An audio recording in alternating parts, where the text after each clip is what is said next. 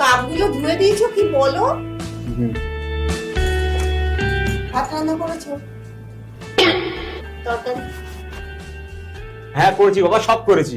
এটা আমার সোনা বট। এখন কি অফিস যাচ্ছ? হুম। ও, সুইটি, শোনো না, বলছি আমি টিফিন রেডি করে দাও না। এই আমার মনে হয় খাওয়া দাওয়া ঠিকঠাক হয় না। ও, এক মিনিট।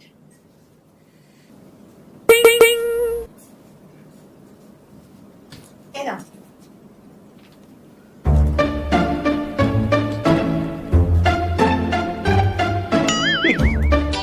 তোমার টিফিন দিতে বললাম, তুমি খালি টিফিন বক্স দিচ্ছ। হ্যাঁ, আরে কিছু কিনে এর মধ্যে ভরে নেবে আবার। টাইমিংটাই ভালো ছিল। কিছু বললে? কই না তো। আমি আসছি।